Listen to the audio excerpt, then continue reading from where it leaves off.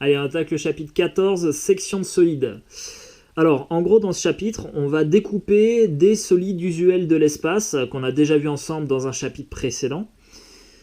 Et on va observer ce qu'on obtient quand on les découpe, voilà, selon certains plans particuliers. On va découper donc les parallélépipèdes rectangles, cylindres de révolution, pyramides, les cônes de révolution, et on terminera après par les boules. Et quand on aura observé tout ce qu'on obtient avec certaines découpes, on finira par un dernier exercice où on va modéliser un flacon de parfum qu'on présentera pour la Fashion Week et qui sera constitué d'éléments de ces différents solides de l'espace découpés à certains endroits. Voilà. Allez, on attaque l'exercice 1, une histoire de découpe de parallélépipède rectangle. On a coupé ci-dessous un parallélépipède rectangle selon un plan parallèle à la face P1, P2, P3, P4. Donc voici mon plan là. Et une fois que je découpe mon parallélépipède rectangle, eh bien j'obtiens ici une face, voilà, une face à la découpe. L'objectif de l'exercice ici, ça va être de déterminer la nature du quadrilatère obtenu ici. Donc le quadrilatère face, F-A-C-E. Alors, parmi le parallélogramme, donc tu vois, je t'ai fait deux représentations ici. Ici, on a un parallélogramme. Les côtés opposés sont parallèles. Et ensuite, on a un rectangle. Donc, parmi ces deux figures-là, laquelle correspond à la face appelée face. Donc, ça fait beaucoup de faces, je m'excuse. Donc, laquelle de ces deux figures correspond à ce quadrilatère ici. Donc il faut que tu imagines en gros que tu vas observer ce quadrilatère bien en face de la face. Voilà. Alors, on va faire une petite passe au logiciel GeoGebra parce que j'ai déjà fait la découpe du parallélépipède rectangle et on va pouvoir observer en 3 dimensions en tournant les différentes vues pour voir exactement ce qu'on obtient ici. Et ensuite, on déterminera les longueurs des côtés du quadrilatère. Allez, passe à GeoGebra. Allez, on découpe le parallélépipède rectangle par rapport à un plan parallèle à face P1, P2, P3, P4. Alors, je peux bouger ici mon point, ça ne change rien puisque mon plan est toujours parallèle à la face P1, P2, P3, P4. On y va, donc découpe, hop, c'est un curseur que j'ai créé pour découper le parallélépipède rectangle, ok. Et maintenant, il faut que j'observe la face obtenue ici. Pour ça, il faut que je me mette bien en face de cette face. Tu m'excuses pour la répétition.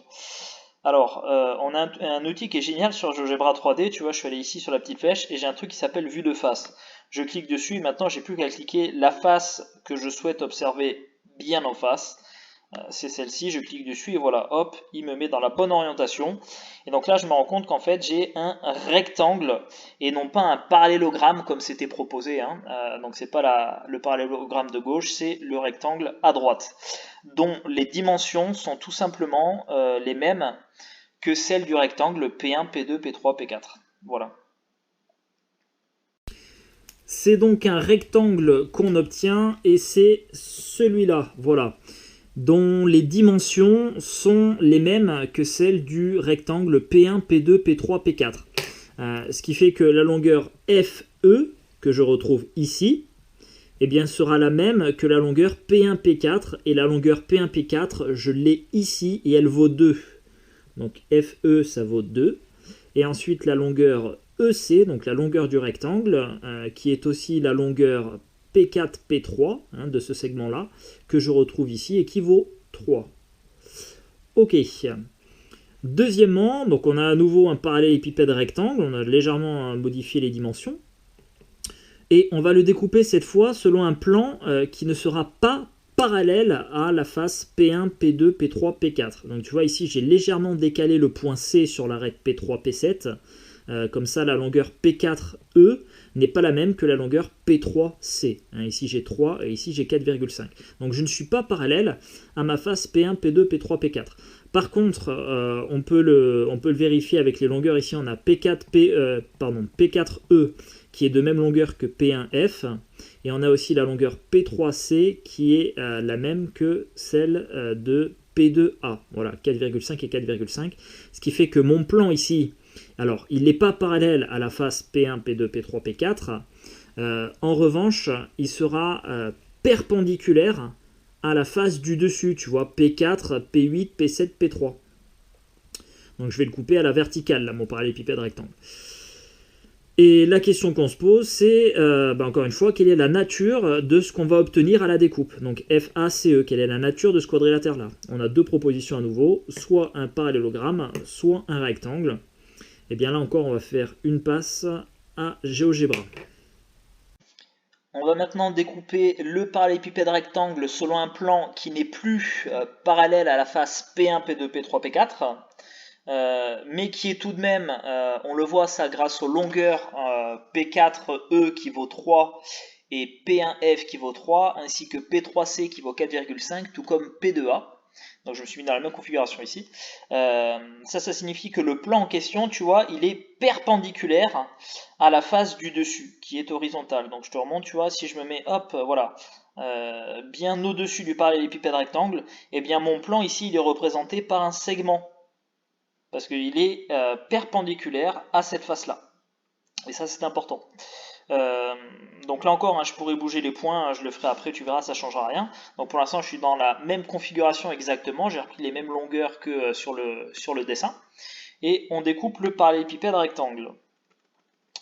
Ok, maintenant on va se mettre bien en face avec l'outil vue de face. Clac, je veux observer cette face-là. Et je vois que j'ai un rectangle à nouveau et non pas un parallélogramme.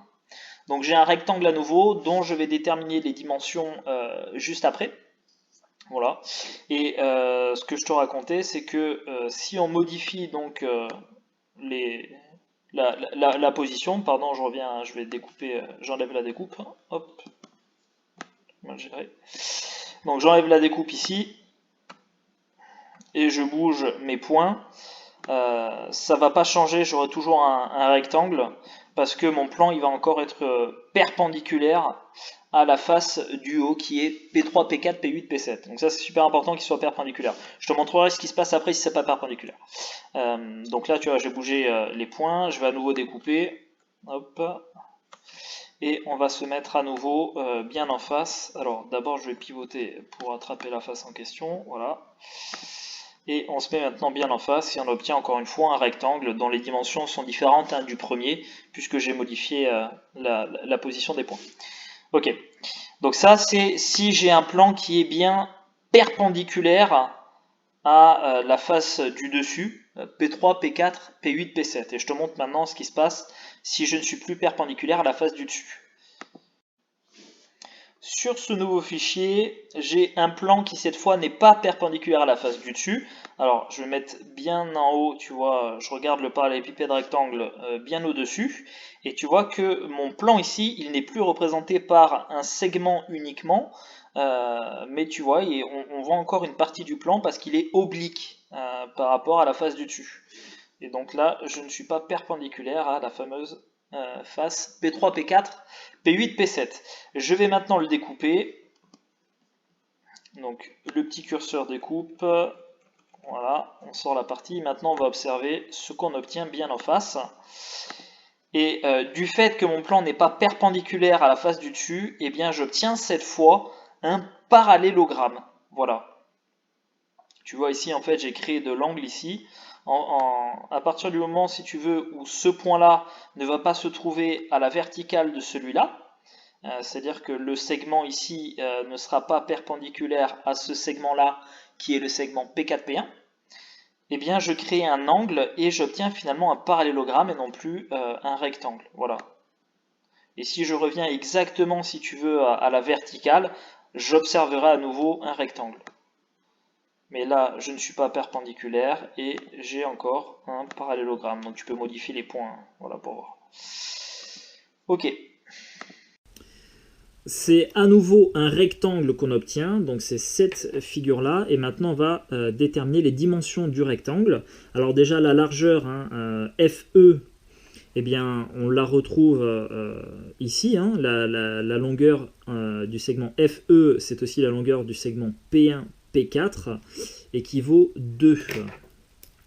On a 2 ici. Maintenant, on va chercher la longueur du rectangle, la longueur EC. Alors, pour t'aider, je t'ai fait un petit dessin juste à côté ici du quadrilatère P4, EC, P3. Et ce qu'on va faire, l'idée si tu veux, ça va être de faire apparaître un triangle rectangle. Donc là, je vais construire le point H, qui va être l'intersection du segment P3C avec la droite perpendiculaire à P3C et qui passe par E. Donc ici, si tu veux, j'ai un angle droit, et ce point d'intersection, je vais l'appeler H. Alors là, je viens de faire apparaître un triangle rectangle, et dans ce triangle rectangle, tu vas connaître deux longueurs. Tu vas connaître celle-ci qui vaut 2, hein. HE, c'est aussi la longueur P3, P4, et tu vas aussi connaître la longueur CH, puisque ça va valoir 4,5 au total, moins 3, c'est-à-dire 1,5. Voilà. Hein, tu vois, je prends la longueur P3C qui vaut 4,5 et j'enlève cette longueur-là, P4E qui vaut 3. Eh bien, là, ça doit faire tilt. Hein. Tu vas évidemment utiliser le théorème de Pythagore pour déterminer la longueur du segment CE, celle qu'on cherche. Alors, on va dire le triangle. Hein, on va prendre le temps de bien rédiger. Comme ça fait des rappels. Le triangle CHE et rectangle en H. Donc, d'après le théorème de Pythagore,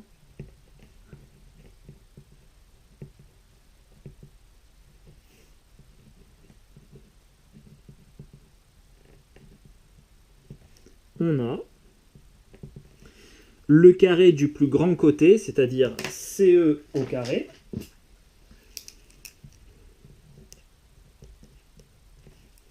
qui va être égal à la somme des carrés des deux autres côtés, c'est-à-dire 2 au carré plus 1,5 au carré. Ok. On calcule donc les carrés. Et on va avoir 2 au carré qui vaut 4, 1,5 au carré qui vaut 2,25. Donc je fais une passe à la calculatrice. Hein, du coup, on va obtenir CE au carré qui va être égal à 6,25. Et ensuite, pour retrouver la longueur CE, eh bien, on va prendre la racine carrée de 6,25.